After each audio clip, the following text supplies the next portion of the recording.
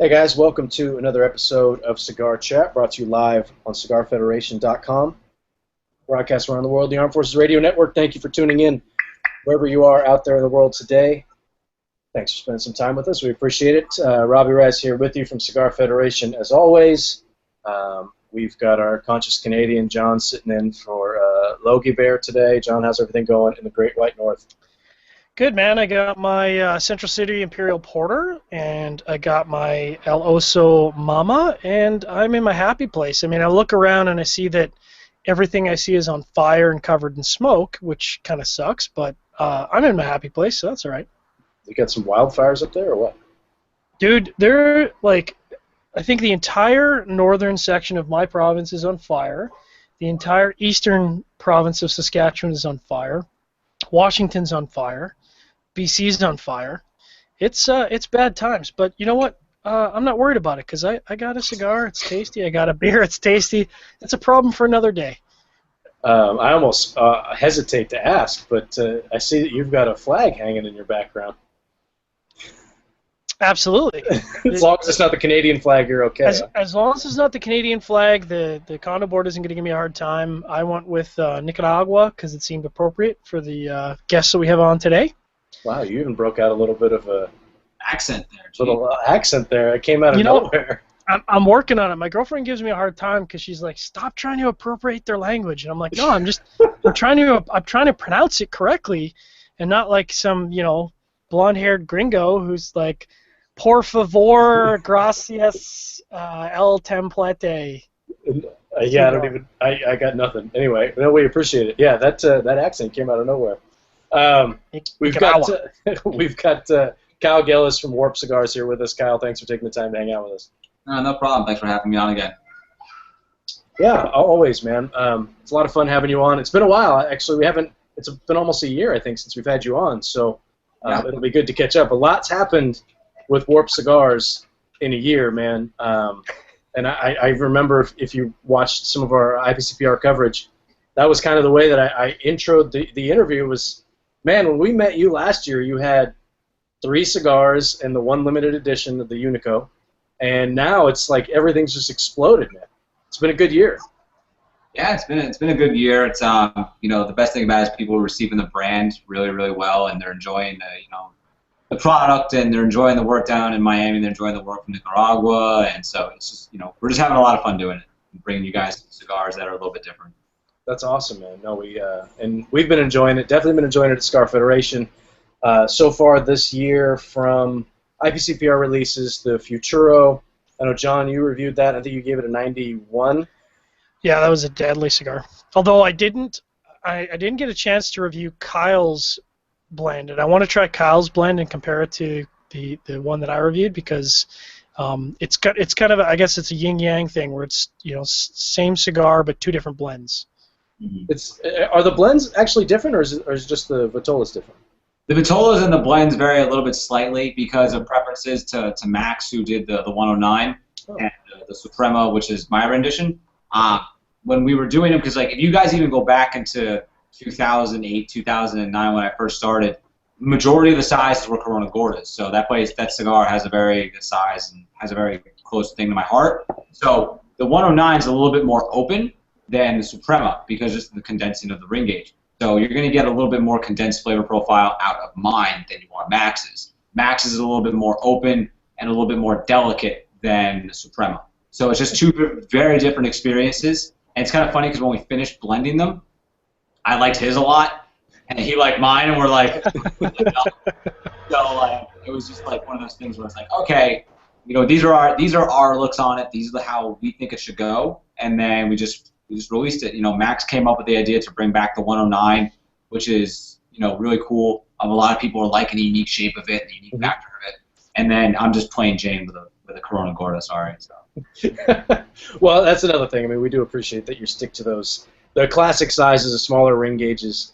That seems like what all of our viewers and all of our members in Cigar Federation are really gravitating towards. So what you do really fits right in the niche of what we want. So we did the Futuro, the 109, and just today the Don Ronaldo 2015. I think gave it a 94 between John and Seth that did a combo review. So everything's been really, really popular, man. Yeah, we're just, like I said, I'm just really happy that you guys are enjoying them and that you get to experience, I guess, like what a lot of people are saying are just a different profile and a different aspect to some of the newer stuff that's coming out on the market. So we're just really happy that we can have people enjoy it.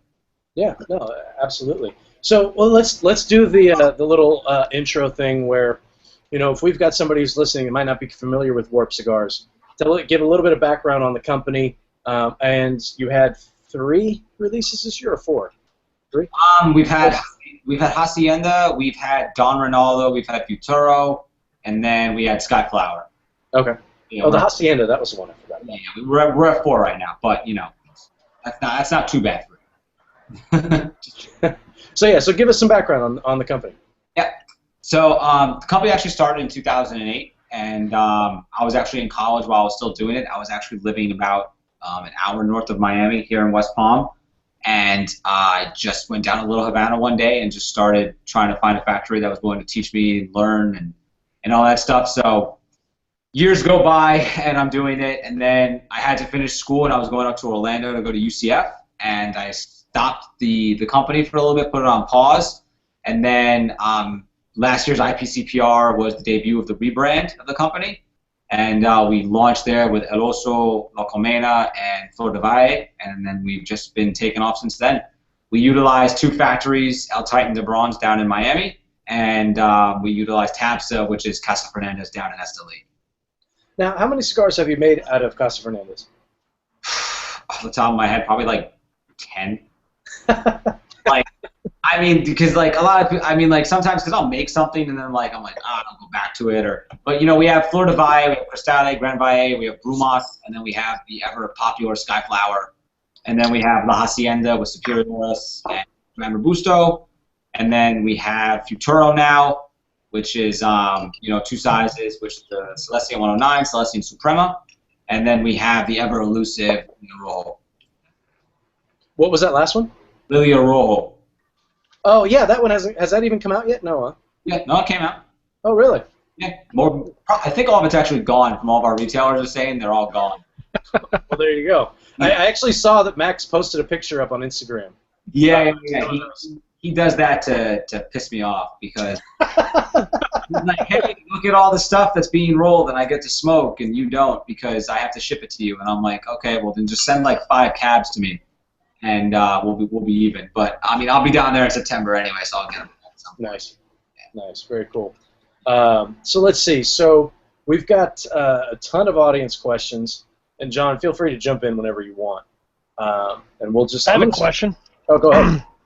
It's a personal question. I want to know who at El Titan de Bronze sold their soul to the devil to make cigars, because we've noticed that a lot of the stuff that's coming out of El Titan de Bronze, and we went back at like some top-rated cigars, and everything that is coming out of that factory seems to be just perfectly constructed, like and amazing. What's going on? Who's selling their soul? No one sold their soul. It's just that they had to deal with Sandy. Ah. Sandy is probably the most obsessive compulsive quality assurance person I've ever met. I used to think I was a pain in the ass to work with, but then I started working with her, and I'm like, man, you're on a whole nother level, Sandy. Her OCD is like crazy. So like she's like the funny part is like it's funny, but it's it's a joke. But the rollers like fear her because like when she comes over to the table and like picks the cigar up to look at it, they stop. They look dead at her, and if like there's like a look of like on their face. She'll put it down, and then she'll just like look at it, or Sandy will just throw it away if it's not to her liking. So wow. It's the way that she looks after it. It's the factory manager Ani who watches over everything. She was in the Costa Rican tobacco industry for a long time, and she was in Havana, and now she's here. She's the Hawkeye. She has a very good palate. She's very good at blend checking, blend validations, things like that. And the rollers, they're doing 100, 120 a day, depending on what they're rolling and who they're rolling it for. For us, it's usually about 100. They take their time. They're there 8 hours, and you have people like Maria and Jose and, Reynaldo and all them who are doing 100 in an 8-hour period.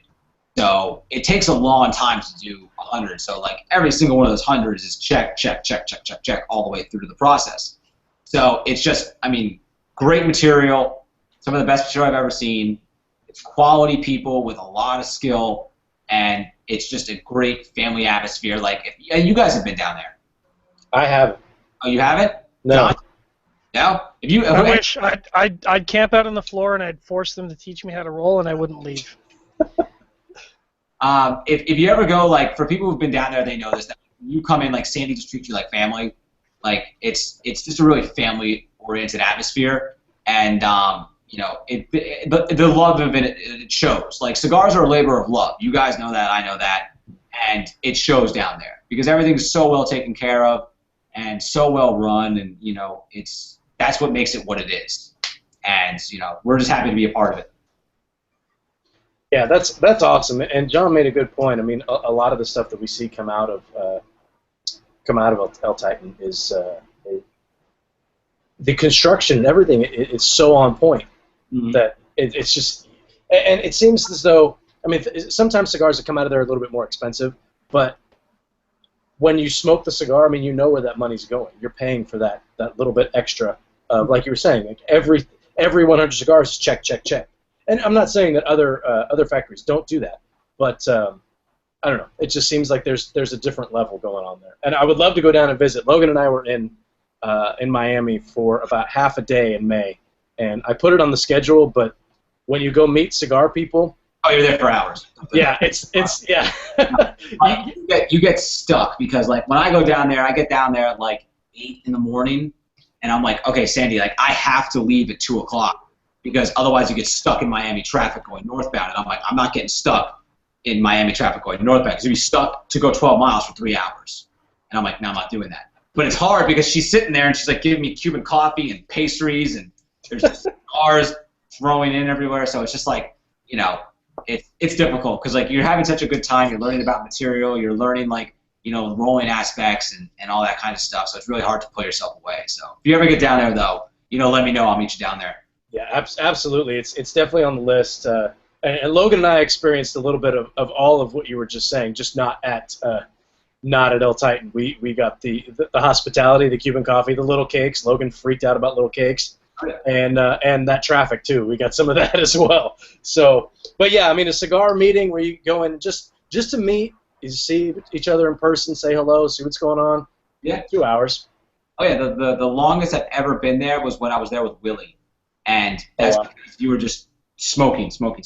It just kept going. Because you know Willie. Yeah. He's just a chimney. Yeah. You go through it. So, like, no bullshit. Just learn. I mean, you're talking about tobacco. You're smoking. You're just, like, you're, you know, having a good time. And, you know, so the time just flies. Yeah. No, and Willie's awesome, too. Actually, now that you mention it, Willie Herrera will be on Cigar Chat next week. So everybody will be back on Thursday next week. And just to remind our audience, you're listening to Cigar Chat, brought to you live on CigarFederation.com, broadcast around the world, the Armed Forces Radio Network. We're here with Kyle Gillis of Warped Cigars, catching up on everything that's going on with Warped. And yeah, we'll be back next week with Willie Herrera, so that'll be fun. So let's see, I'm going to go through some of these questions. We got a ton of audience questions.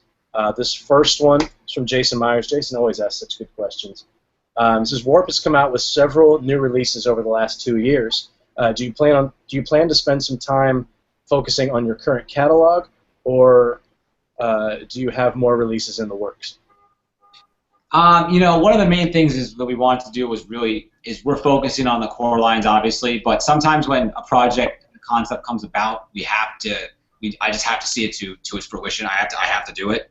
Once the concept, you know, comes into my head, I will literally just keep going until I get it done. So I have one other project for this year that's already been planned, it's been in the works, and then the next release will be at the IPCPR next year. So yeah, we have two more projects. That's it.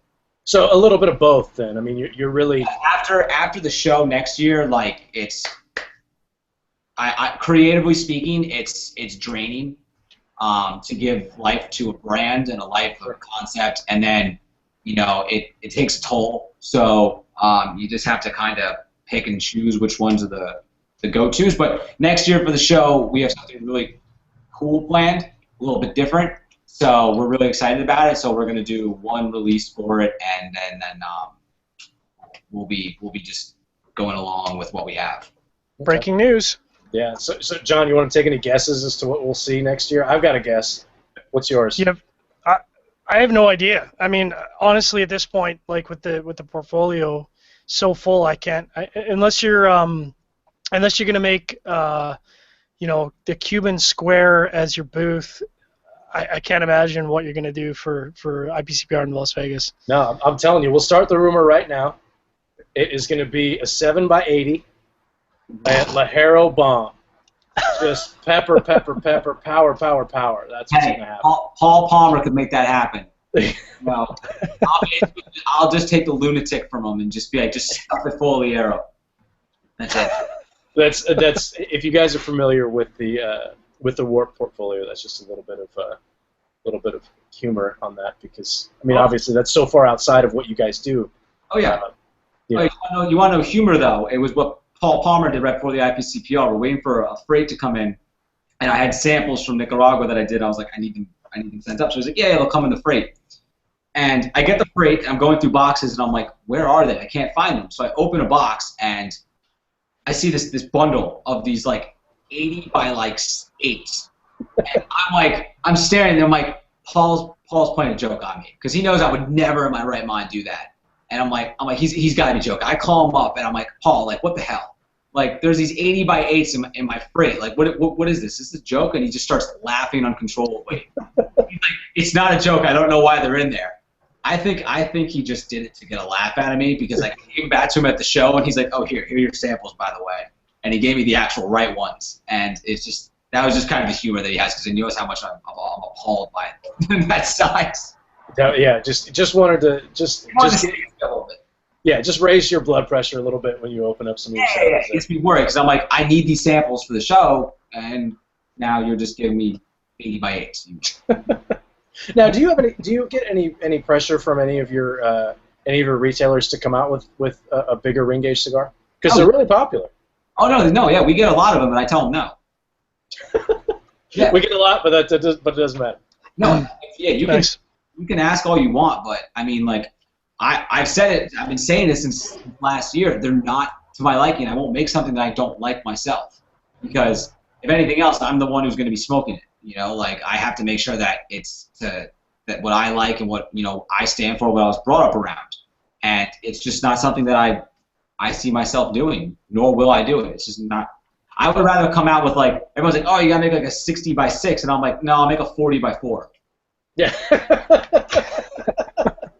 I love it. That's the perfect response. Yeah. So, like, whatever you want me to do, I'll just half the size and then make that. Like, I'll make a 30. I'll make a 32 by like 5. I'll make a 40 by 4, and you can just buy 2 of them. Oh no! Speak of the devil. Here, watch. Uh-oh. We're going mobile. Going mobile, off the rails. I'll be honest, John. This always makes me nervous when this happens. It doesn't happen very often, but when the guest gets up and walks away, you never know what's going to happen here on Cigar Chat, broadcast around the world on AFRN Network. Yeah, I'll take it. Like I told you, like, I'd rather do, like, someone says to do a 60 by like 6. I'll do a 28 by like 4. Nice. Oh, that looks fantastic. And what is that? That's just these are actually what, if people ever came to Titan, and I would just give them these as like the welcome gift. So, like, it's just something that I don't sell. I don't like do anything for it, but they do come in wheels of 50. Oh wow. Mm. So, like, that's it's just something, like, if you're ever at Titan and you happen to run into me, more than likely I'm gonna give you one of these. Nice. What blend is that? It's just something new. I whipped it up real quick, and it's something very different. It's tobacco I normally wouldn't use, because it was there, and I'm like, oh, let's see what this would be like in a little, like, Panatilla, and, you know, so yeah, you would see that come out before you would see a 60 by 6. Absolutely. Okay. There you go. I can go back in there and pull out a bunch of other stuff if you want to start freaking out. But no, I'm sure you make everybody jealous. I really don't think that's a good idea. Yeah, no kidding, right? So let's see. Go back to some of these audience questions, John. Feel free to jump in whenever you like. We've got the question from On. Well, I'm asking a question from Garen here. We'll jump in with a question from On right after that. Roger that. Sorry, I already hit the button. Otherwise, I would have gone with your question. Button's hit. Gotta go with it. Once you hit the button, that's it, man. That's it. So let's see. This one's from Garen. Also asked a lot of good questions. Warp kind of splashed onto the scene, or splashed back onto the scene, I should say, and seems as if everything is in really high demand. So you're finding it hard to keep up with supply and demand for for all of your retailers. It's something that mostly Miami will have the problem moving into the future, I think, just because of the limitations. Colmena is the most popular out of Miami, so you have 2 rollers who roll them, and they roll 100 a day. So it's 10 boxes a day, and they're not constantly rolling it because the rollers have to do other things. So I get them for a certain amount of time because I don't want their hands to get messed up between switching from a 44 to rolling, let's say, like a 50 for someone else. Sure. So I schedule them for months at a time to do work. But Nicaragua, there's not a problem. But Miami, that's part of it. 100 a day, and that keeps the concept true. So interesting. Now, is that common where you have to, when you're working with different factories, where you go into the factory and say, okay, these are the guys who are going to be rolling my cigar, and I want to book them for January, February, March, or whatever? You usually book them depending, like when you really do like a true, like, okay, I want this. It depends. Like in Miami, they're singular. So Reynaldo and Raf, they're by themselves. So I'm like, okay, I need 6,000 cigars. So 6,044 and 6,036. So it takes them however long they need to for the run. And then, so 10 a day, 100 a day, they're working 5-6 days a week, depending on Reynaldo and Rafa. They come in 6 days a week. And then you book them when the production is done. Someone else's production schedule is now already on top of them. So they just switch. So if I'm like, okay, I know, through forecasting or whatever, like I need to double up or whatever I need to do, I just double up and get them to roll it. Nothing changes in the aspects, just I have them for longer. But in Nicaragua, they work in pairs. So like with Skyflower, if I find when they did it, they use front row. So only like the best rollers in the factory in the front roll them. They will keep those pairs together for as long as they can to make sure the production's the same. So, because once they've worked together, you have 2 guys or, whatever it is, you need to keep them together because they've done such a good job together, they know how each other work. Because you have one puncher, and then you have someone to punch the wrapper on. So we try to keep them together as much as possible because it's a pain in the ass, to be in all honesty. Like, they hate when I do it, but I'm like, I need them to do it. Because otherwise something maybe slightly off or anything like that. So it's just a quality thing that I have mentally that I always try to, do. That's interesting, though. I mean, we've had we've been doing the show for a long time, and we've had a lot of people talk about working with different rollers and everything. But I've never heard anyone say that you book their time. The way that you phrased it, I've never heard that before. Yeah. But it's just interesting to think about it from that standpoint. And you always think, well, my cigars are made here, but I'm actually booking this. My cigars are made here, and I book time in January, February, March to make sure that my quotas are met or whatever. Like I have to do it. Like it's because they're switching from a 44. Like let's take Reynaldo for instance. Reynaldo is becoming a machine to roll the 44 perfectly. So if I get him for let's say 4 months, and then he goes and rolls something from another brand, he'll roll a different size. So when I get him back, I'm gonna be able to be like, okay, you roll me for my personal collection, like give me like 1,000 cigars to make sure you still got it before I start making production for retailers and consumers, because he's been off of it for 3-4 months or what. So like it's a damn mess. Huh. Because that's just how I am though. Like I want to make sure that like I've always said, when someone picks up a Warped, I want them to have the same experience they had the first time they smoked it, whether it's 10 days later or it's 3 years down the road. Yeah. I really don't want it to switch. So with that in mind, and I'm kind of riffing on some questions here, John, you can jump in a second. With that in mind, have you thought about opening up your own factory and hiring your own people? No, that's way too much work. No. Oh, hell no. Hell no. Andy and Eduardo, they have it down locked. They're experts in what they do, and I let them do it. I come in, I blend, and then I watch over production, and I validate, and then I check crop, and then that's it. Like, I don't want to deal with rollers, and I'm not, I don't want to do that. It's a lot of work. It's a lot of work. So you'd just dealing with picking your time and scheduling it out, that's just enough. That's good enough. Basically, I can do that. That's fine. But yeah, perfect. It really is a lot of work because, like, it's, if it was that easy, every cigar brand owner would do it. Yeah. They wouldn't have other factories that are, have run factories logistically, have handled production, have handled the rollers and making sure that they know the blends and the placements of it and everything like that, managing the quality assurances and managing the personnel. So it's a lot. I mean, if you guys have been down in Nicaragua, so you've seen the operations that are down there. Now imagine doing that on yourself. Yeah. While still trying to run and blend and try to do all that. It's just almost impossible. So you just leave it up to the people who have done it for the longest time and are professionals with it. You know. There you go. That's what I wanted to know. John, what's the question you wanted to ask? So for our viewers out there who aren't familiar with On is the head of the Lancero Nation Council. And, of course, this question is going to be Lancero related. It's a two-parter. Yeah. The first part is, will every warped blend have a Lancero made? And he sure hopes so because Lanceros are terrific. I agree. And the second part of that, the follow-up is, he found the El Oso Mama rolled a little tight. Now, I'm actually smoking El Oso Mama, and it's drawing perfectly. But, Kyle, can you respond to those two questions? Mm-hmm. So I don't know if every marca that we release will have a Lancero Vitola. It's something that when we do the blends, when I come up with the concept, will it fall in? Actually, when I was coming up with the concept for the IPCPR 2016, it was on my paper to write down sizes that I may want to blend and look into. It was, and I'll just be quite honest with that. But every marca, I don't know. It really depends on the blend because I let the blend do all the work for tell me what to do. Sometimes it will be phenomenal in it. Sometimes it won't be. So Colmena in essence has the 36, which is a petite Lancero. Then you have Mama. Flor, we don't have a Lancero. Hacienda, we don't have a Lancero. Futuro, I don't see it getting a Lancero. Just because I know how Max is and I know how I am with that. But you never know. If it calls for it, it calls for it.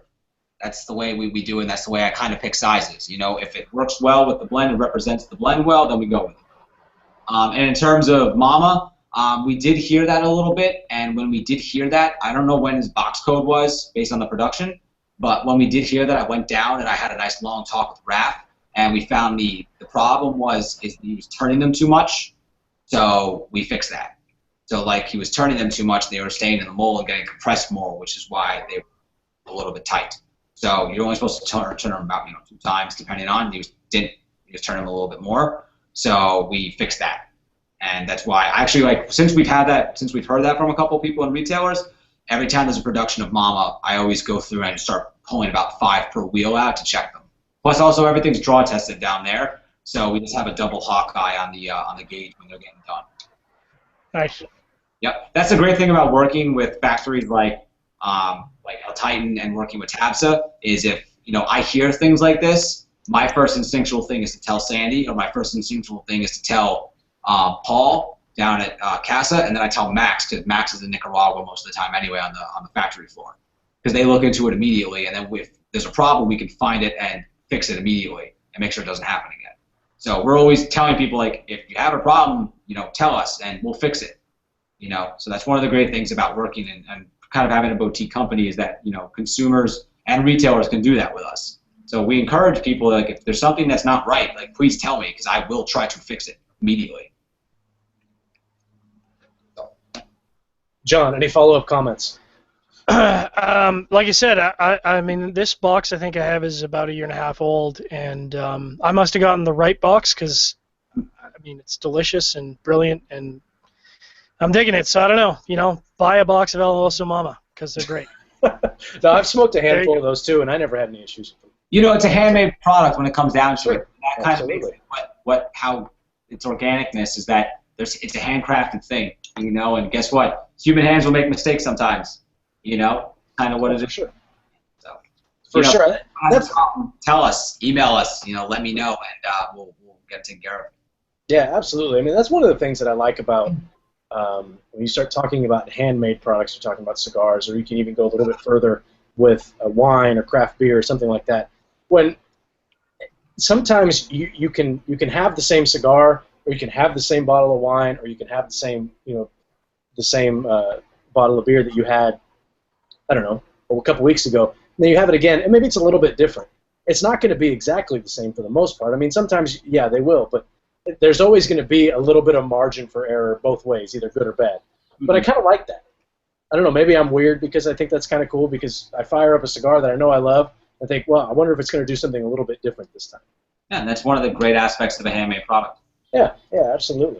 Let's see, just a reminder to our audience, listen to CigarChat, brought to you live on CigarFederation.com.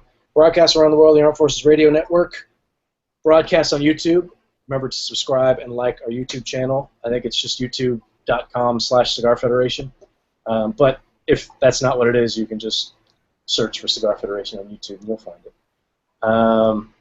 Let's see, going down some more of these audience questions. This one's from Douglas Shepard.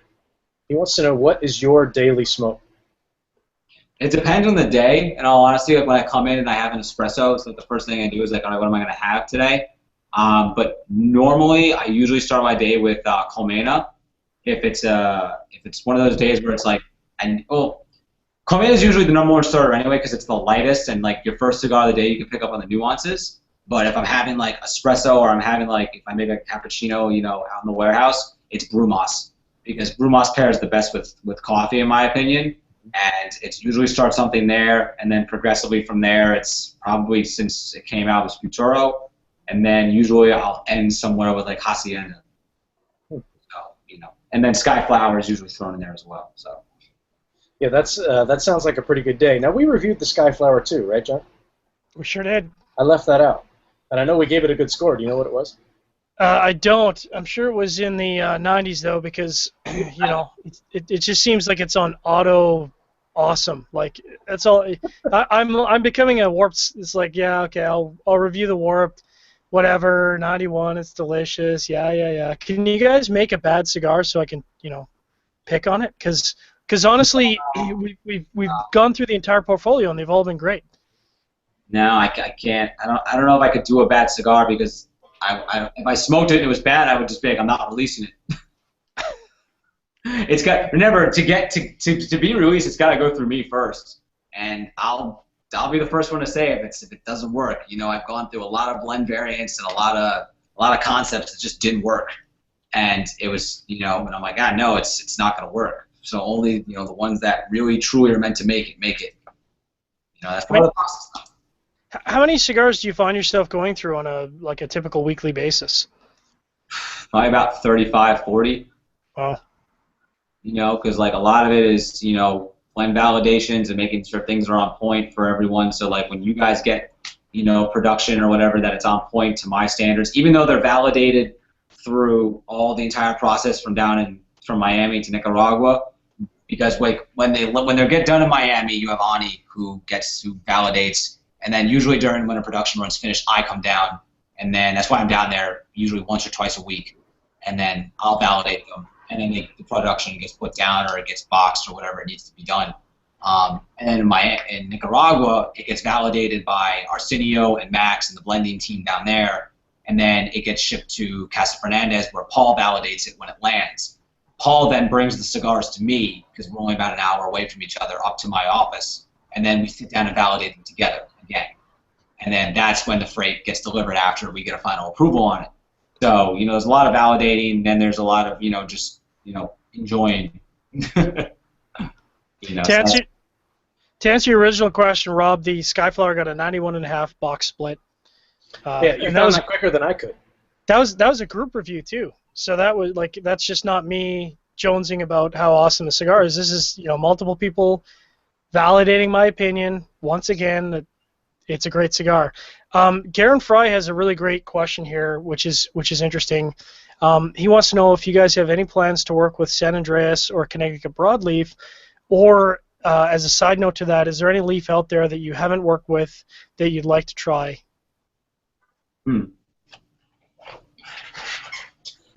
He's getting up and leaving again. He's getting up again.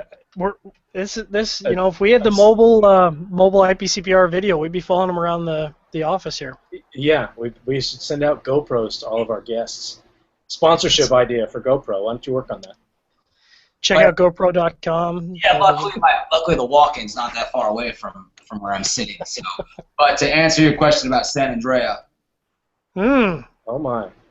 That looks tasty. Interesting. This is something that we've been working on and it should. This is the one that's going to release at the end of the year. Okay. Boom. This is, to answer the question plain and simply, there you go. The only thing I'm just not going to show you is the other side of the band that says the name. So that actually looked like a larger ring gauge too. At least the way you hold it, maybe. Yeah, probably the way I was holding it. You know how I usually do things. So 5.5 by 48. It probably the length you may have right, but the ring gauge, you know, I'm not going to say. You know, I'll just let it. I think you guys really like it. It's really weird how this project came to be. But when you hear about really what it is and its concept, you'll be like, oh, that makes a lot of sense actually. You know, from us. But you know how we do things. So I'm really excited about it. To me, it's something very different. When I got the idea, it was kind of like, should I do this or not? And then I did it and had the blend, and I was like, okay, yeah, I got to put it out. It's one of those things that, like, once again, like I said earlier, like, if it's too good to have a concept to pass up, I'm not going to pass it up. So I'll put it out there and see what you guys think. But material I want to work with, I don't like broadleaf. For myself, I just don't like the way that it tastes on my palate. I don't know. I'm not a fan of it. Never really have been. But other material, you know, I'm really happy with Corojo and Criollo. So we'll see what happens. I know there's some crop that's growing down in Nicaragua right now that Agonorsa is doing that. The seed, I don't really want to let anything out, but I'm really excited about that. So I'll be down there when that gets harvested and starts processing. I'm really excited to see how that comes out. Other than that, you know, I'm probably going to stick with Corojo, Criollo, and, you know, as you can see, the San Andrea wrapper. So should be exciting. Garen always asks the good questions, man. I'm telling you. Yeah, hey, I have a philosophy you won't know until you ask. Yeah, no kidding, right? I think Garen might have just won. I'm not really sure, but I think he might have just won. By the way, we have some giveaways. We'll get into that later. I know all the guys who are watching live are waiting eagerly for that. Now, I read a question on here that I wanted to get to. It's at the bottom. This one's from Charlie, and Charlie's a big contributor on Cigar Federation as well. So any plans that you have, you know, right now or maybe in the future, to venture outside of El Titan and Casa Fernandez? Anybody else? Maybe anybody else out there that you'd want to work with? No, I'm very happy where I am. I love working with Sandy. I love working with, you know, Paul and Eduardo and Max, and, you know, the material is top grade. The people are top grade, and I'm very much at home with what I call my family. So I don't think I'll be venturing out. Done. That's fair enough. I figured that was the answer, but I thought we'd ask it. I never ask any of Charlie's questions. I always see him after the show, so I was glad to see that I got to get to one of Charlie's questions. And there's another one here from Garen. Oh, where did it go? I have to scroll. Is that the Agonorsa one? No, we can get to that one too. So apparently Garen has never tried any of your cigars. Mm-hmm. And I think that's going to change, because I think Garen's going to win one of these samplers. And I don't think he hasn't tried your cigars, not because he doesn't want to, but I don't think he has access to them. Mm-hmm. This is for someone who's never smoked any of your cigars. What would you recommend that they start out with, and why? I have no idea what their preference is from a cigar standpoint, what they like. What would be like the best representation that you think of warp cigars? Well, it's hard to answer that with one simple cigar, so I'm going to answer it in the aspect of Miami and Nicaragua. Okay. Miami, I would start with Papa. I would start with El Oso Papa, because that's where we started. So like that's the best way you can see the brand as I originally intended to have it seen in profile terms. You know, Colmena came out after Oso, and Colmena was just kind of like a concept that I wanted to do, and that has one really close to my heart. But Papa kind of really put us out on the map with the terms of like different flavor profile than what I guess most people were used to at the time. So that's where I would start, because then you get to see where we go, but where we start is more important, kind of. You know, so Nicaragua, I would have to say I would start with Flor de Valle Cristale, because that's going to show you how my profiling goes in Nicaragua. And then after Flor, I would go to Hacienda, and then you can go to Futuro after that as well, and you can go from there. Okay. That's I just thought that was an interesting question from someone that maybe hasn't tried your stuff yet. And it's funny, my favorite cigar you didn't mention. I mean, the La Colmena 44, man, forget about it. That's one of those, for me, that's a cigar that's a desert island kind of cigar. Yeah. You can like you're going to a desert island and you can only bring one cigar with you. Oh yeah, I'm right there with you. Like that's favorite profile, favorite size. Like as I said, like that mark has so much meaning to me because I knew exactly what I wanted, and when it actually came out and people I was really like nervous when I released it. Because I'm like, are people going to get it? Or is it going to be like people are going to say that they don't see it? Because there's a lot of figuring out how to best do that blend and have it best present, its presentation. Are people going to get the completely covered foot?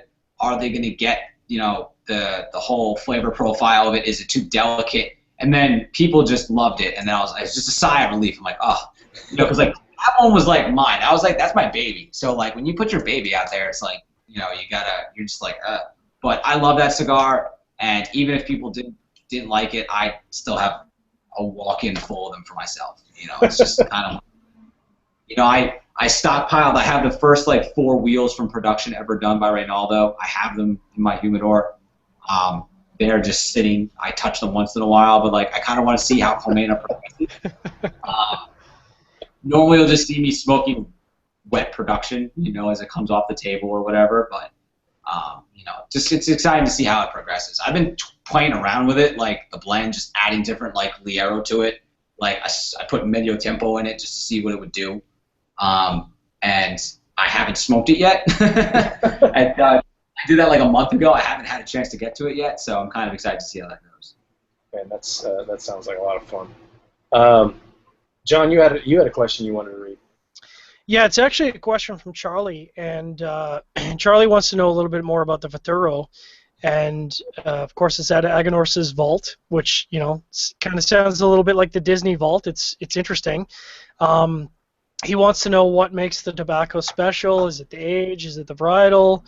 And he also wants to know, why does Fernandez lock up this particular leaf? So he's a lot of questions around the Agonorsa tobacco.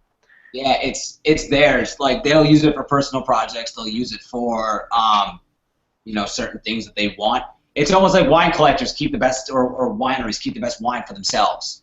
They keep the best vintages or whatever for themselves. I can understand it. I've seen material from their warehouses that they sell to the general public, and I've seen the tobacco that they keep for themselves. Some of the oldest tobacco is in their vaults. And some of the best, shades and quality and looks, wrapper and material and all that. I've never really asked the in-depth question of Eduardo, like why. I just don't ask. I'm just like, it's here. Okay, I want that. And then that, and then, it's kind of like, when you just see Agonorsa material in general, though, it's just very special. And it's just, I can use any of the material and just, be happy. But it was something special, like with this project with Max and I, and actually, it's funny enough, for the 2016 project, I'm going back in the vault. So, opening up the vault, 2016. We'll see what I come out with this time. That's you mentioned that when at IPCPR about you had to go into the vault and just there's something so romantic about just the idea of, well, these guys they have a ton of tobacco and they make a ton of cigars. And this is the really, really, really, really, really good stuff that they don't let anybody even look at. Yeah. And you got to play around and blend with it. That's pretty awesome. Yeah, it's like a lot of people now, because like retailers are just getting Futuro in, and they're like, we just keep like calling and tell us they open the boxes and they just can't believe the color, the shading and the consistency of it, and they're smoking it, and they've told me like some retailers, I'm not going to go into like names of what other cigars they're comparing it to because the price differences or whatever, but they're like, it's comparing to cigars that I love from other brands that I'm like, wow, like that's actually a really big compliment to me because, like, and it's just kind of one of those things that Max and I are like, Max has been texting me during this thing right now. I don't know what probably talking about Futuro. He's probably just showing off something from the factory. just posting more pictures on Instagram. His ears just ping all the way down from Nicaragua. It's when he hears about Futuro. So he and I spent a long time on it. It was a year in the making, so it's just kind of cool to see it finally come to fruition and all that. So now, is this the first time that Max has ever worked on a cigar? No, Max is down there all the time. So Max is, when cigars are getting done, Max is at the helm. You know, but as far as blending too, though.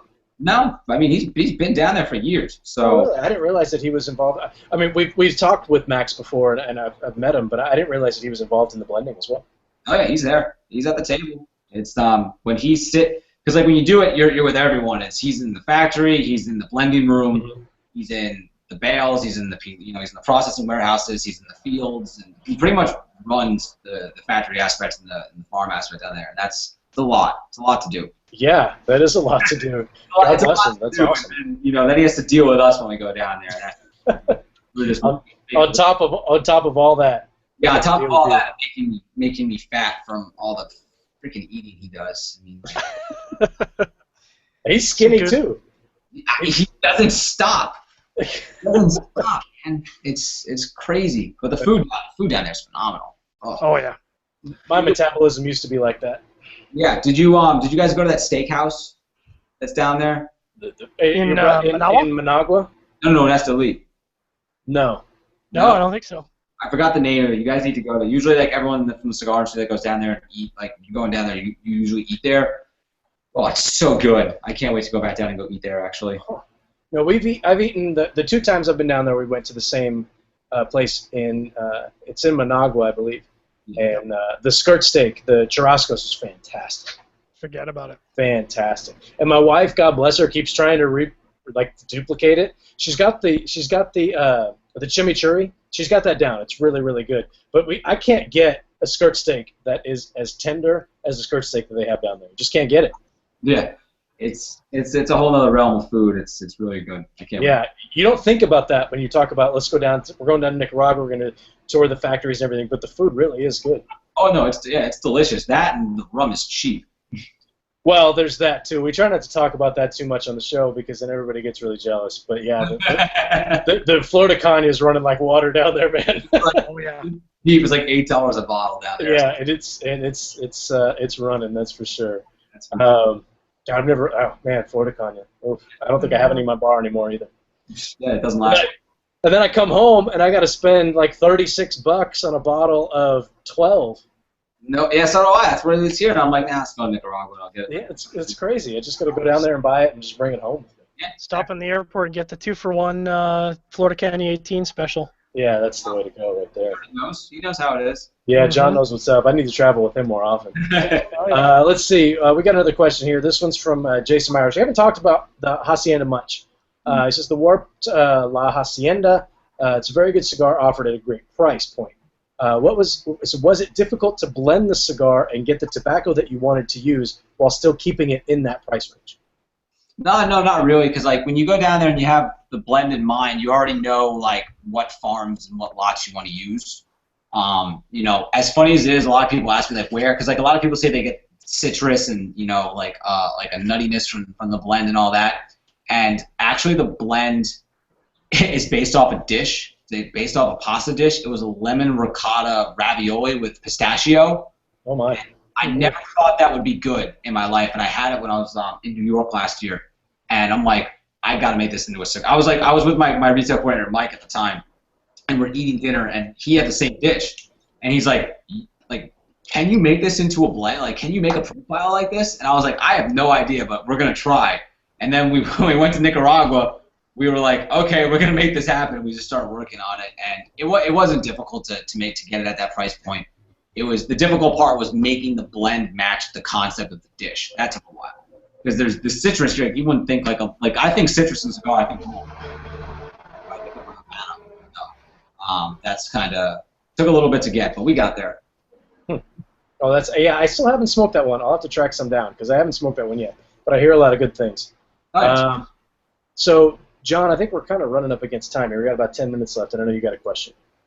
Yeah, we got a good question from another Canadian brother of the Leaf, Jeff Boldrick, and he said he was looking at the retail on the and he wants to know, and I'm sure I kind of know the answer to this, but do you have any intentions of setting up a retail dealing with any Canadian retailers? He says he's in Eastern Ontario, and unfortunately doesn't have any easy access to Warp Cigars. Yeah, the problem I would love to. The problem with it, as you probably know, John, is the bond and the distribution. like with the whole aspect of the distribution network with it. So we have to find a distributor who's willing to take the brand on, and it's just one of those things that takes a little bit. But if he does want them, I do know Atlantic Cigar does ship internationally, so. I'm aware of that as well, actually.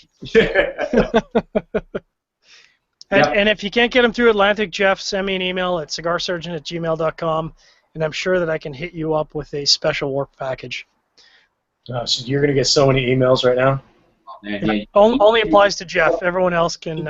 Everyone else can just not even get involved. That's I don't know what that buzzer meant, but I think we've got. That was just an email coming in about probably from Max, as I said. Max, he's down there sending you more Instagram photos. Yeah, more. You guys saw Livio Rojo the other day, so I mean, like, he does that kind of stuff to me all day. How often do you get down to Nicaragua? I try to go right now probably once every 3 months, but that's probably going to drastically change to probably once every 8 to 6 weeks. Okay. I need to be down there for, the brand's growing, which is amazing. Thanks to all the support of everyone out there, enjoying it, and I need to make sure that it's at what they always expect, and the only way to do that is for me to be on the ground as well. So I got to get down there a little bit more often. And plus, I'm only an hour from Miami Airport, and the flight's like 2 hours, so it's not bad at all. Yeah, that's true. I think of it from the standpoint of every time I've gone down there, I'm in California, so I fly out to Miami, and then from Miami to Nicaragua, which doesn't really make a whole lot of sense, but based on the trip that I was taking, that's how it worked out. You just fly to Houston then? Well, I wasn't really planning the trip. It was planned. It was planned for me. So, but yeah, going through Houston would make a lot more sense. It wouldn't be this big, making a big what is that, a V, I guess, going all the way across the country and then all the way back. Yeah, basically. Yeah. So okay, we've got. I think this might be the last question that we're going to get to based on the time that we've got. Now you've made it really, really clear that you're very comfortable with the 2 factories that you're working with in Miami and in Casa Fernandez. So. Jason Medina wants to know, he says, what are the advantages of each place? What are the advantages of producing cigars in Miami, and what are the advantages of producing cigars in Casa Fernandez? Well, the advantage out of Miami is the fact that we can create cigars and the quality that Colmena, Oso, and Don Reynaldo have become, everyone's gotten used to. It allows me to do smaller projects that are a little bit more fun because of the quantity that I can do down there. Timing, takes a little bit longer, but the product's better. It allows me to work with different tobacco, whereas in Nicaragua I can only work with, Nicaraguan. And then, if I need something else, I can get it, but I try to stay solely to Agonorsa when I'm down there. And then it's just another outlet for me, a creative outlet, I guess you will, because if you notice, all the Nicaraguan concepts I don't think would work from the Miami factory. Simply because they were developed, like when I come up with a concept, I already know what factory I'm going to, because it's based off of what the actual concept is and the actual blend that I want it to go with. So down in Nicaragua, that's for Miami. Down in Nicaragua, it comes up with, there's a vast more amount of material down there.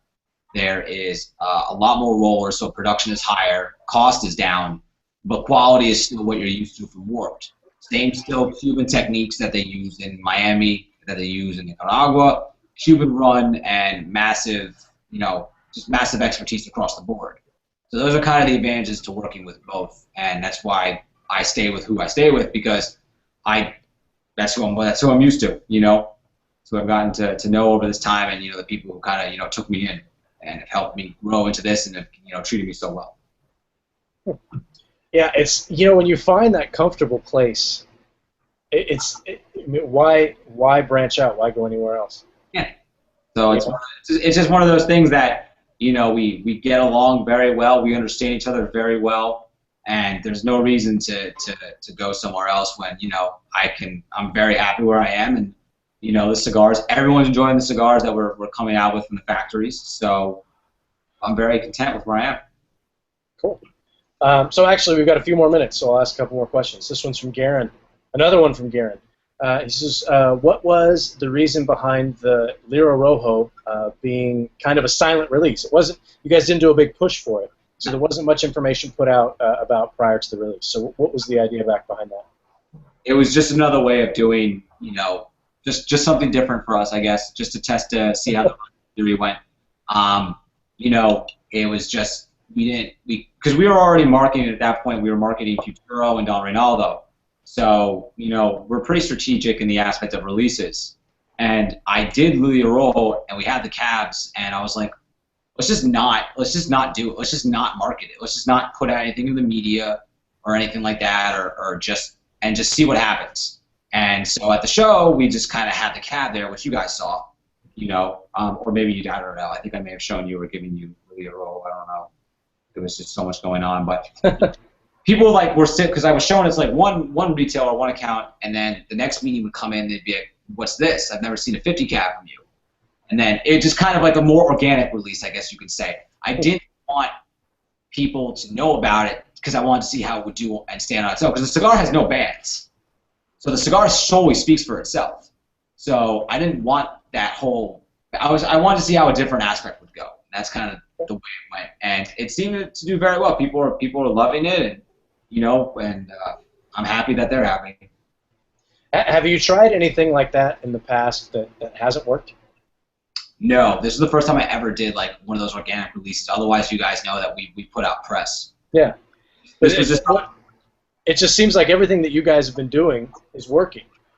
Yeah. You know what I mean? So I was just curious. It was just one of those things that I'm sitting here and I'm like, I want to see what happens if I do it organically. Like I don't want to make a push for it. I want the cigar to speak for itself. So what would happen is like people would sit down for meetings or something, and I'd be like, here, try this, and I wouldn't tell them what it was, and they would smoke it, and they would be like, this is great. This is unlike something you guys have done before. What is this? And then I would show them. And then I wanted them to see what they thought of the cigar before they knew what it was. Because like when we showed it to them, I didn't tell them the name. I took the lid off the cab and I said, you'll find out the name when you get the box. And so no one knew the name until they took delivery. And then it kind of just went like that, and then it started getting, you know, shared on social media and blogs and things like that. And so people are starting to try to find it now. So. It's just funny, man. Like sometimes everything just kind of works. I guess so. You know, we had a lot of fun with it, and you know, it's kind of one of those things that, you know, it was just something a little bit different than we normally do, and you know, sometimes it's good to change it up because, like I said earlier, it gets creatively difficult. Oh yeah. To keep doing this, you know, to keep coming up with concepts that are original and things like that. So it's just kind of put me outside my comfort zone, and you know, the normal way we do it. So. Absolutely. We're right up against the end of our AFRN segment. So, Kyle, thanks so much for hanging out with us, guys. Thanks for tuning in to another Cigar Chat. Kyle, real quick, let everybody know where they can find you online, Instagram, Facebook, website, all that.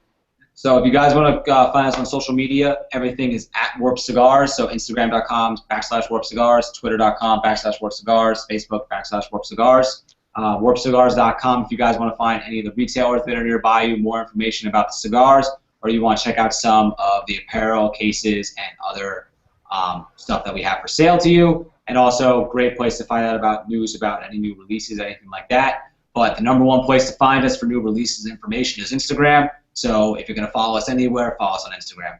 Cool. Really do appreciate it, guys. Thanks so much for tuning in. We'll be back next Thursday. We'll be back on Thursday next week with Willie Herrera from Drew Estate. So it's going to be a lot of fun. Everybody listening in the Armed Forces Radio Network, as I say every week, thank you so much for what you guys do. You're built to do something that I'm not built to do. So thank you so much for putting your safety, not putting our safety ahead of yours. We really do appreciate that. Everybody have a great weekend. Stay safe, and we'll be back with you next week.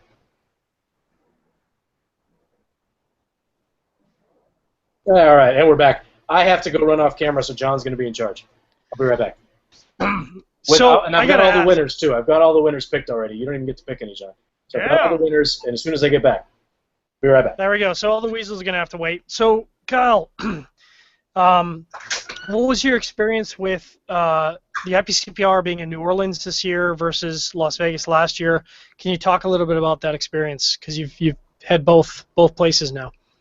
You know, New Orleans we didn't know what to expect because I'd never been to New Orleans. I always historically hear that it was a bad show.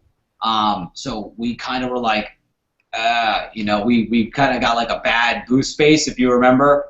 We made the best of it. We had the main aisle lot, but we had a 15-foot tower so you could see us from the main aisle anywhere you went. So we didn't know. We didn't know what was going to happen. So when we got there, it was just like, it was just completely different from Vegas because I'd never been to Vegas prior to the show. Oh, wow. Yeah, I loved it. I never had to leave the Palazzo, ever. I didn't have to breathe fresh air for a week. No. No, you could go work, drink, gamble, smoke anywhere, shop, and eat, all in the same thing. It was pretty fantastic. Yeah, it's crazy. It was amazing, and the room was phenomenal. I had a massive suite with a view of the mountains behind the casino. Yep. Like, you know, it was awesome. But you know, Vegas, it was a very open show. It was very wide, so the foot traffic wasn't there. Once again, we had bad placement because of we were new and all that. So we went to New Orleans, and New Orleans is a very different city. And you know, we stayed across the street from the convention center, but you know, we did a lot of business, and a lot of people couldn't say that for the show, and we were always busy. I literally, from day one to the end of the show, I literally went from meeting to meeting. I had no in-between time. So when I got done with one meeting, I was pushed into the next one. So all of my people were busy, and it was a great show for us, you know. And you know, we're looking forward to going back to Vegas, though. There's a difference between New Orleans and Vegas. New Orleans is for buyers. It's for true buyers. Vegas is for people who want to come to Vegas and go to a cigar show. And that's the opinion of me, and that's the opinion of some other, you know, people in the industry. You'll have a lot of different aspects to it, and you know, but I'm looking forward to it. You know, I would definitely say that, you know, Las Vegas versus New Orleans. We were able to just walk up to your booth in Las Vegas and start talking to you, and it was a great interview. And when we went to New Orleans, I mean, no joke, I mean, we must have circled by your booth, I don't even know, Rob, 8-10 times, and you guys were hopping like every minute of every day. And we had to book some time with you because you were like, there was like a lineup to your booth all day, every day. It was nuts. It was, and we called all of our retailers that we currently had at the show, currently had before the show, and we said, listen, like, make an appointment with us because then we can give you our undivided attention instead of me not being there and you have to like walk around. And we're glad we did that because we were able to meet a lot more people and give them the time and tell them about the brand and everything. And that's the way to do it. And guys who walked in, I will give them a lot of props. A majority of them sat and waited, and we gave them as much hospitality as we could, you know. But we didn't know what to expect for that show because we were like, it's like our second show, and we had no idea that it was going to be like that. It was crazy, and we were just so thankful that everyone was just so understanding of it, and you know, like, but it's easy. When you come in, we give you some cigars, we give you an espresso, and we're like, have a seat. Yeah, it's not like you're waiting at the dentist's office. Yeah, exactly. It's like come in, smoke, have an espresso, and you know. So it was an enjoyable show, and you know, we were just happy that everyone was just, like I said, just really understanding. And we apologize if any retail or anything is watching. You came in and you couldn't wait any longer. We're sorry. Come see us in Vegas, and we'll get you that time, or give us a call. Yeah, there you go. Even better. Then they don't have to wait until next year. You don't gotta wait. I mean, if you want, I'll even do a Skype with you if you gotta do that. There you go. And then it feels like you're really there. You guys can have a cigar. You can sit down. Yeah, exactly. Next time I'll bring the laptop and go out in the warehouse and you know, so you can sit out there in that environment, and we'll feel like we're, you know, in a lounge area. Yeah, you're connecting. You're interfacing. Exactly. Or whatever. Who knows? So what did I miss? Anything exciting? We were just talking about the IPCPR Las Vegas versus New Orleans, and maybe before we get. John, we were talking about Black Honey and when the exact date it's going to re-release and all that. Is there a re-release of the Black Honey? Is this breaking news? What's going on? I guess Rob just missed out on that one. I did. I missed out on it last time. I missed out on it this time. I missed out on everything. I got like, I don't know, like I think I got like 3 left in the walk-in. I don't know. It's on the dry erase board right behind. It's on the dry erase board. If people haven't noticed that yet, yeah. I don't know. It's back there. I mean, I can get up and go off camera and be the first, you know, guy to interview that gets off camera 3 times. I think you're the first one to go off twice. The only other time we had somebody go off camera, he got up to go to the bathroom. Oh no! I always said come back with like goodies. Yeah, you can. Yeah, I'm glad he didn't come back with goodies. I mean, like that could have been weird. I mean, like, I can go get a black honey if you guys want. If you guys want to make that topic of conversation. That's. I mean, watching you smoke one isn't going to do anything for me, man.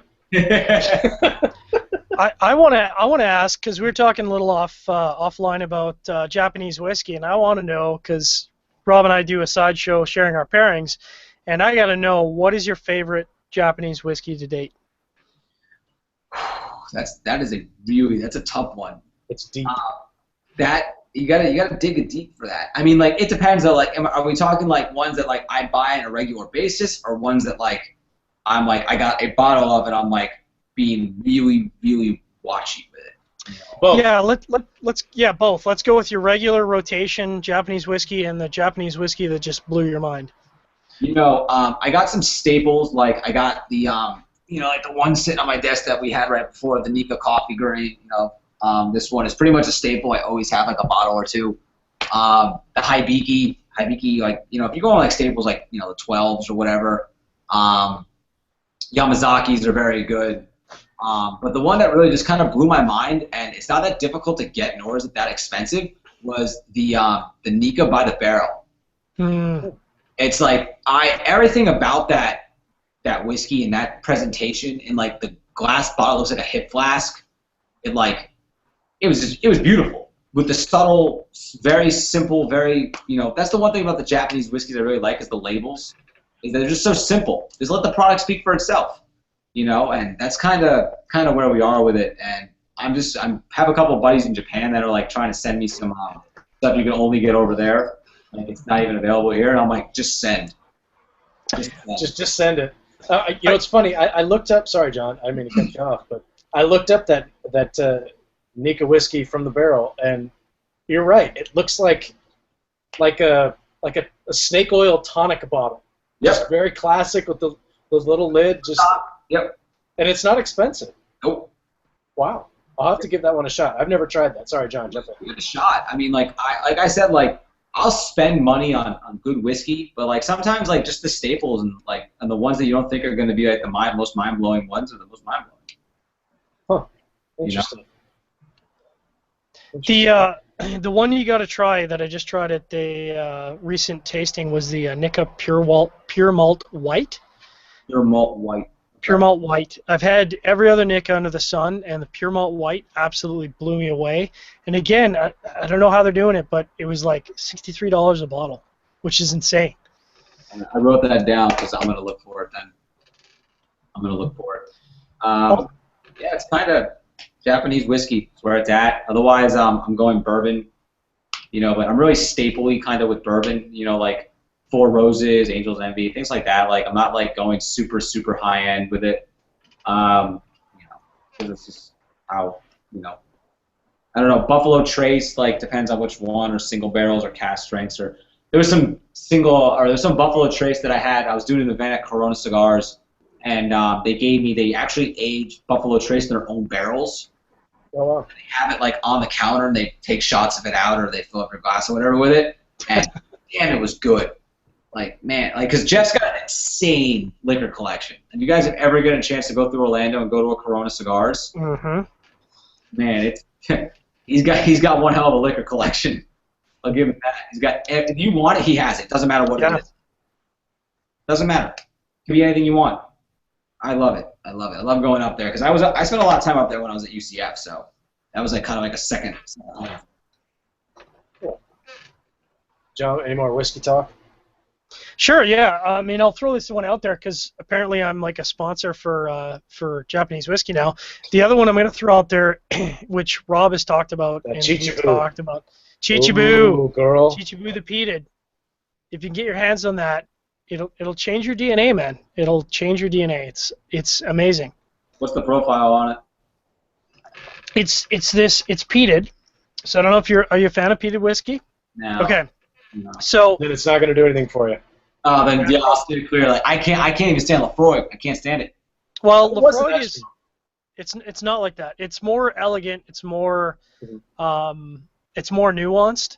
It's this perfect marrying of, you know, the Japanese whiskey style, which I'm sure you know by now, but with a peat depth to it. And the peat, the brilliant thing about the Chichibu, the peated, is the peat doesn't overwhelm the rest of the flavor profile, and I think that's what makes it so unique, because when you have a trial Freud, I mean, you open it up and you clear a room. Because it's barbecue. Yeah, it's campfire barbecue. It's a barbecue, yeah. Yeah. Like even when you pour it into a dram, and as soon as it opens up in the bowl, no. So my Lafroig experience, and I've told this story before, but I'll tell a real quick version. My wife will sometimes just show up with a bottle of something, and one Friday she shows up with a bottle of Lafroig, and she said, "Oh, somebody told me this was a great whiskey, and you know, it was a great Scotch. Whatever, you're gonna love it." I was like, "Okay, cool. I had never heard of it before. This was a while ago." And I opened the bottle. I was like, "Oh, hey now." And so I pour the glass, and I take a sip of it, and I just did not like it. I really, really didn't like it. And I was like, "Oh yeah, it's good." Yeah, but you drank it. Absolutely, I drank the whole thing because, I mean, obviously the wife brings you a gift. You're gonna drink it. Yeah. And she's like, "Oh, you don't like it because it took you forever to drink it." I was like, "No, it's really strong, so it took me a while to drink it." But after a while, I made my way through that bottle, and now I love it. Nope. I've tried to make my way through bottles, and I'm like, nope. I managed to make my way through it, and I really do think that was exactly because of the circumstance. If it was something that I bought for myself, and I cracked it open and didn't like it, I'd hide it in the back of the bar and end up just leaving it there forever and giving it to somebody or whatever. But no, I kind of powered through, as they say, and really enjoyed it. If someone offers it to me, I drink it because I'm not rude, you know. I'm not going to be a dick. I'll say yes. If I'm paying for it, I'm not buying it. All right, fair enough. I like, it's like I don't drink gin either, so. Oh yeah, can't stand gin. No, you know, man, the older I get, the more I like gin. No, Gin and I had a very bad night one night, and we broke up a long time ago. Oh, that's me and tequila, brother. That's tequila I'm fine with, but I'm not drinking tequila unless like I'm like going out or like it's like a celebration or something like that. But yeah, no, me and gin broke up a long time ago. It's funny because like there's a shop in Lakeland. It's called Edwards Pipe and Tobacco. Got the owner of its name is Rusty. I know him through he became a friend of mine, and I knew him through another friend. And he's obsessed with gin. So like he'll send me, like the man fills up a pint glass, like 3/4 of gin, caps a little bit off of tonic in there, and he sends like pictures like of it all. He's like, show this to Kyle, because like he sends to my buddy Ryan, and I'm just like, oh God, how could you do that? I don't know. Gin and I had a very bad night, and that was like 2.5 years ago, and I've never touched it since. I used to like it, I used to love it. Now I'm like, nope, get it away from me. Hey, I can't really drink it straight. I like gin cocktails. I like to play with the different styles of gin in that particular cocktail and see how it changes the profile. But I went to this event last year, and they actually just had it this year. It's a San Francisco craft spirits event, and there were a ton of people making gin. Like gin is a big deal now, apparently, as far as this event was concerned. And there was one company, and I can't remember what their name was, but they were just I don't know what the terminology is, but they were aging their gin in bourbon barrels. So it was coming out brown, like a very light brown, and it was fantastic. It sounds awful. I saw your reaction. It sounds awful, but it was actually really good. I haven't bought any since then, so it wasn't that good then. It wasn't good enough for me to go buy it, but it wasn't good enough for your money, so it wasn't good. It was good enough when it was free. Maybe that's it. Anyway, so let's get back to these giveaways. I've got 1, 2, 3, 4, 5 winners. So John, you can pick one. Does that sound good? I think we should hook up the Canadian because let's keep it real with the Canadians. Let's hook up Jeff. Oh, what the hell? Logan has to mail it out anyway. Yep. All right, Jeff, you're a big winner. What was Jeff's He said he's never tried a warp cigar before, so I feel like that's the right guy to hit. You were going to send him free stuff, and now you're just trying to get off of that. That's right. Awesome. Yep. Okay, so Jeff, the Scottish shimmy. We're just going to call you Canadian Jeff. Mm-hmm. And Jeff, you're a big winner. So I've got 1, 2, 3, 4, 5 more people. Now, all you winners, email rob@cigarfederation.com, and I know your names, so if I'm not calling it, don't email me. Now I have to smoke this tonight because of you people. Oh damn. You do have to smoke it. Smoke it right now and tell us your. No, I can't let that go. No. You can't give us some feedback on it? No. That's like a 54, maybe that looks like a 56 in your hand, man. Believe me, that is not the case. No? That is not the case. It's a 5.5 by 46. I don't think it's any. It's 46, 48 max. No, that's over 50, bro. No. I can't see it. Oh, it's just the angle. I will say it's not over 50. Okay. All right. It looks tasty. It's Okay. it was an optical illusion. Okay, so the winners, email Rob at Cigar Federation with warped cigar chat in the subject line. In the email, I need your name and your address. And I also need your patience because we're not going to send these out for a while. They haven't made their way to Logan yet. Once they get to Logan, they're going to make their way to you. So it'll probably be like towards the end of September. So winners are Jason Medina, On Fawn. Is it Fawn or Fan? I think it's Fawn, but I could be wrong. I always called him Ann, so that was wrong. So I got that part right. It's On Fawn, I think. On Fawn. Garen, because Garen, you said you hadn't tried anything yet. Now I can't read my writing here on who this person is, but I think he asked more than one question. Oh shit. Oh yeah, D Griff. I'm not. I think I don't recognize you, so I think you might be new to Cigar Chat. So thank you for joining us, D Griff, and our good friend Charlie from Cigar Federation. We never pick Charlie. Charlie, we never get to your questions, but you asked 2 good questions tonight, so you're a big winner as well. So I need all those emails to come to rob at cigarfederation.com. We're also going to pick some podcast winners and some AFRN winners, but it's not just email me. You actually have some. You need to give. There's a question that I need you to answer.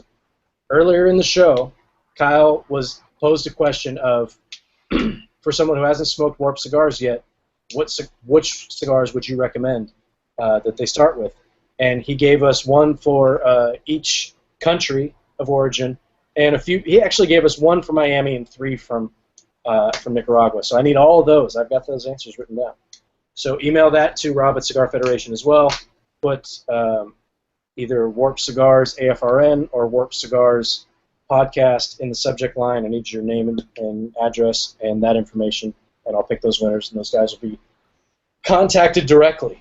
Now that we got all that stuff out of the way. Let's see. Anything else? We've kept Kyle here a little bit longer than I anticipated. I promised you 70 minutes. We start talking about whiskey, and things got weird, man. Hey, things always get weird when you start talking about whiskey, I guess. Yeah, no kidding. My longest nights were, I'll just come over for like 1 dram. Yeah. 7 hours later, I finally leave the house, and I'm like, yeah, I was in there for a while. It always works out that way. No, we appreciate you taking the time to hang out with us, sharing all the information with us. Really do appreciate it, man. That's my pleasure. Thanks for having me. Yeah, appreciate it. So, guys, again, thanks for tuning in to another Cigar Chat. We'll be back next week on Thursday again. Sorry we had to go on a Monday this week because my schedule with the Giants in town is jacked up, but they're on the road next week, so we're good. Next Thursday we'll have Big Willie Herrera in. This is the first time we've had Willie on the show, so that'll be a lot of fun. Well, tell Willie that he still can't have my dog. You still can't have your dog? What kind of dog do you have? I have a pit bull. Oh. So he's obsessed with my dog and he wants my dog. His wife wants my dog too. Okay, Willie, Kyle says you can't have his dog. All right, I've made that note. No, sorry, bro. You just can't do it. All right.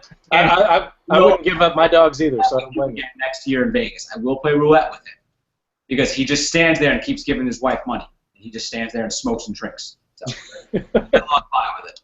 But he can't have my dog. Okay, so roulette, yes, dog, no. Exactly. Yeah. Okay, perfect. We got that. All right, guys, thanks for checking us out, cigarfederation.com.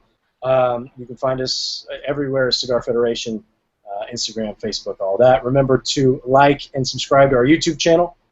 Check out all of our IPCPR coverage. I think we did 70 interviews, John, give or take, and they're all still there. And 90% of those cigars haven't even come out yet, so it's still all really new information. So check that stuff out as well. Appreciate it, guys. Everybody have a great week. Stay safe, and we'll catch up with you next week. Thanks, guys.